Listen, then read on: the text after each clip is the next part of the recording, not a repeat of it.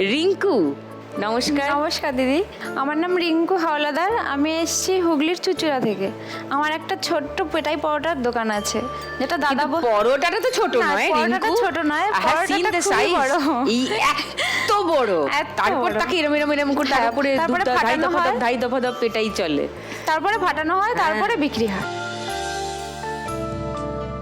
Very good. তোমার পরোটার সাইজটা একটু বলে দাও দর্শকদের। আমার পেটাই পরোটার সাইজ প্রায় 2.5 থেকে 3 ফুট সাইজ। 3 ফুট রেডি হ্যাঁ, আছে, 3 তাই তো? ফুট। একটা পরোটা একটু বার করো।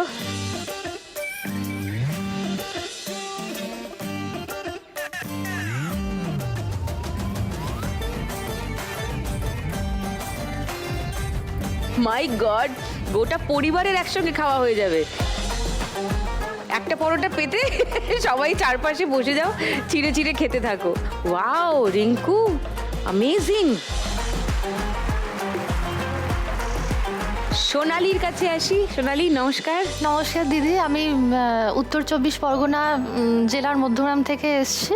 আমার মধ্যমগ্রামে একটা ছোট স্টল আছে, সেখানে বাসন্তী পোলাও, চিকেন কষা, মাটন কষা, নিরামিষ আলুর দম এগুলো পাওয়া যায়। আর আমাদের এই স্টলটা পোলাও কাকু আর পোলাও কাকিমা নামে ভাইরাল। দারুণ, তোমাদের সারাদিন তো খাবার দাবার নিয়েই কাটে। তার মানে শুরু করি ফার্স্ট রাউন্ডে আজকের খেলা। টাকা ওড়ে দেখো ধরে। মল্লিকা, কতদিনকার তোমার এই ব্যবসা মাসির বিরিয়ানি? কিভাবে শুরু করলে একটু বলো। আমি ডায়মন্ড হারবারে ফলতার মন্দিরে ছিলাম। মন্দিরে ছিলে? মন্দিরে আমি সেবা কাজে লিপ্ত ছিলাম। আচ্ছা। ওখান থেকে কোনো কারণবশত মায়াপুর গিয়েছিলাম। মায়াপুরে গিয়ে মানে বেড়াতে গিয়েছিলে? না না, মায়াপুরে তো অলরেডি সবসময়ই যেতাম। ওখানে গিয়ে যখন সেটেল হলাম ওখানে, তখন তো আমি ব্যবসা শুরু করিনি, তখন ওখানে কোনো দোকানে সেবা করেছিলাম। সেবা করার পরে আমার মেলাতে দোকান দিয়েছিলাম আমার ছেলে সমেত। কিসের দোকান?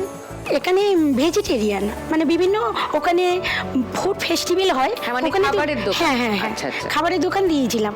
একজন দোকানের একটা অফার দিয়েছিল, ওখান থেকে এসে দোকানের জার্নি শুরু হয়। আজকে 4+ হয়ে গেছে। তুমি এই দোকানটা দিয়েছো? হ্যাঁ। ভেজ তখন বিরিয়ানি। ছোট্ট বিজনেস ছিল, এখন রাধের কৃপায় একটু বড় হয়েছে।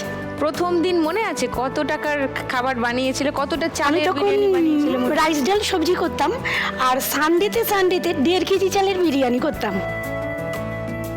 করতে করতে 1.5 কেজি থেকে শুরু হয়ে 3 কেজি, 4 কেজি, 5 কেজি হতে হতে রাধের কৃপায় এখন একটু বেশি হয়েছে। কত হয়েছে আন্দাজ? এখন আমাদের দুটো স্টল আছে, 1 নম্বর গেটে একটা, 4 নম্বর গেটে একটা। ও। 4 নম্বর গেটেরটা ওটা বড় স্টল, ওটা আমি থাকি। আর 1 নম্বর গেটে যেটা আছে ওটা ছোট স্টল, ওখানে একটা স্টাফ থাকেন আমার, আচ্ছা। সেবা করেন। আচ্ছা। আর ওখানে এখন লোক না থাকলে 50-60 কেজি হয়, লোক থাকলে ওটা রাধে কৃপা করে একটু বেশিই হয়। লোক না থাকলে 50-60 কেজি? তোমার বাড়িতে কে কে আছেন মল্লিকা?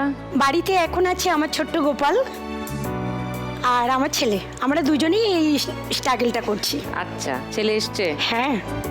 নমস্কার। ওর নাম কি? রাহুল। রাহুল, তুমি কি পড়াশোনা করেছো? হ্যাঁ, ক্লাস 10 অবধি করেছি। ক্লাস 10 অবধি। তারপর মায়ের সঙ্গে? তার সঙ্গে মায়ের সঙ্গে। বাহ, গুড। আর তোমার হাজবেন্ড কি করেন?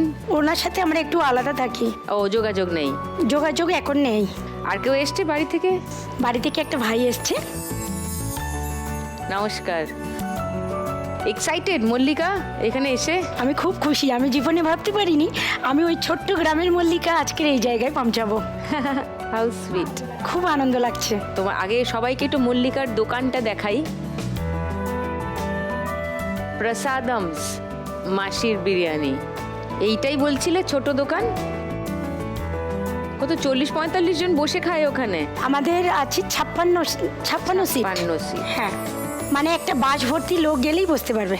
একটা বাস ভর্তি হ্যাঁ, লোক? 60 জনের আমরা মেকআপ করে দিতে পারবো। আচ্ছা, মল্লিকার বিরিয়ানিটা একবার চাক্ষুষ করতে চাই, মাসির বিরিয়ানি। হ্যাঁ, এত বড় হাঁড়িটা তুমি আনলে কি করে? এটা গাড়িতে এসছে। ওরে বাবারে,